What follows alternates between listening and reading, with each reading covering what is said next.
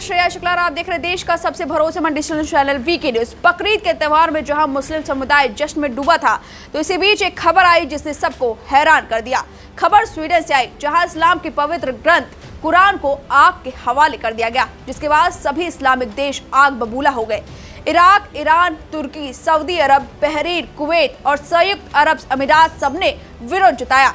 लेकिन हैरत वाली बात यह है कि भीषण विरोध के बावजूद कुरान को जलाने वाले शख्स को कोई पछतावा नहीं है। और बेहद खास बात तो यह है कि स्वीडन की सरकार ने फ्रीडम ऑफ एक्सप्रेशन की बड़ी छूट दे दी और इसी के मद्देनजर कुरान को जलाने वाले शख्स ने कहा कि 10 दिनों के बाद वह ऐसा फिर करेगा। इसने आगे जो भी कुछ कहा, वो अगर इस्लामिक देश सुने तो उनका गुस्सा 7वें आसमान पर चढ़ जाएगा। इस शख्स के बारे में आपको बताएं उससे पहले आपसे एक सवाल है। एक बार जरा सोच के देखिए कि ऐसा भारत में होता तो क्या होता। ऐसा होता तो शायद सर तन से जुदा के नारे सुनाई देते और अब तक शख्स जेल में होता, क्योंकि भारत ऐसा देश है जो सभी धर्मों की कदर सही मायने में करता है और इसके लिए बाकायदा संविधान में इसके लिए अनुच्छेद भी दिए गए हैं। इतनी विविधताओं के बावजूद ईद, क्रिसमस, दिवाली सब मनाई जाती है, इसलिए भारत देश महान है। अब चलिए बात करते हैं कि शख्स कौन है और इसने क्या कुछ कहा। बता दें कि कुछ लोगों ने स्वीडन के स्टॉकहोम की मुख्य मस्जिद के बाहर विरोध प्रदर्शन के तहत कुरान जलाने की इजाजत मांगी थी, जिसके बाद पुलिस ने केवल 1 दिन के लिए उन्हें मंजूरी दे दी थी। इससे पहले भी उन्होंने इस तरह की मांग की थी, तब पुलिस ने उनकी मांग को मानने से इनकार कर दिया था। पुलिस को दिए आवेदन पत्र में 37 साल के सलमान मोमिका नाम के शख्स ने लिखा, वह स्टॉकहोम में बड़ी मस्जिद के बाहर प्रदर्शन करना चाहते हैं और कुरान को लेकर अपने विचार प्रकट करना चाहते हैं। उन्होंने पत्र में लिखा, इस दौरान मैं कुरान को फाड़ना और जलाना चाहता हूं। वहीं इस मामले पर पुलिस का कहना है शांति व्यवस्था बनाए रखने के लिए देश भर से अतिरिक्त फोर्स बुलाई गई थी। अब चलिए आपको बताते हैं कौन है सलमान मोमिका और क्यों उसने कुरान जलाई। इराक के रहने वाले सलमान मोमिका इस्लामिक विचारों और मान्यताओं के आलोचक हैं। उनका कहना है कि वह स्वीडन के नाटो में शामिल होने के विरोधी नहीं है, बल्कि इस्लाम का विरोध करने के लिए कुरान जलाना चाहते थे। उन्होंने कुरान जलाने से पहले स्वीडन जागो, ये लोकतंत्र है, कहा था। आगे उन्होंने कहा कि वो 10 दिनों के भीतर दोबारा कुरान जलाएंगे। उनका कहना है कि कुरान जलाकर उन्होंने किसी धर्म के प्रति नफरत को बढ़ावा नहीं दिया है। वो जानते थे कि कुरान जलाने पर इस्लामिक दुनिया भड़केगी।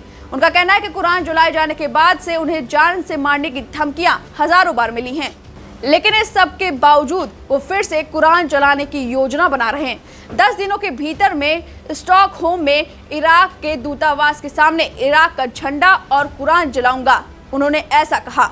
वहीं इस पर स्वीडन की पुलिस का कहना है मोमिका ने मस्जिद के बहुत करीब जाकर कुरान में आग लगाई, जो कि एक धर्म के खिलाफ आंदोलन करना था।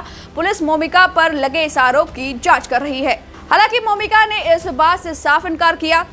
उसने जो किया वो नफरत को बढ़ावा देने वाला अथवा किसी धर्म के खिलाफ आंदोलन करना नहीं था। उसने कहा कि पुलिस को यह जांच करने का अधिकार है कि कुरान को जलाना हेट क्राइम है या नहीं। वो सही हो सकते हैं और गलत भी हो सकते हैं। मोनिका ने कहा कि पुलिस जांच कर रही है, लेकिन अंत में इसका फैसला कोर्ट को ही करना है। लेकिन इस घटना के बाद स्वीडन को बड़ा झटका लगा है। स्वीडन की वस्तुओं का बहिष्कार किया जा रहा है और गुस्साए तुर्की ने स्वीडन के लिए नेटो में शामिल होने के रास्ते बंद कर दिए थे। रूस यूक्रेन के युद्ध के बाद से ही स्वीडन चाहता है कि वो नेटो में शामिल हो जाए, लेकिन तुर्की उसके राह में रोड़ा बन रहा है। अब चलिए आपको बताते हैं क्या है नेटो। नेटो यानी नॉर्थ अटलांटिक ट्रीटी ऑर्गेनाइजेशन एक डिफेंसिव मिलिट्री संगठन है जिसमें 31 देश शामिल है। संगठन में किसी नए देश में शामिल होने के लिए सभी सदस्य की सहमति जरूरी है। नेटो में तुर्की एक अहम देश है और इस घटना के बाद तुर्की ने स्पष्ट कर दिया है कि नेटो में स्वीडन का कोई समर्थन नहीं करेगा। तुर्की के राष्ट्रपति रचेप तैयब एर्दोगन ने कहा, अगर आप तुर्की के मुसलमानों के धार्मिक भावनाओं का सम्मान नहीं करेंगे तब हमारी तरफ से आपको नेटो में कोई समर्थन नहीं मिलेगा।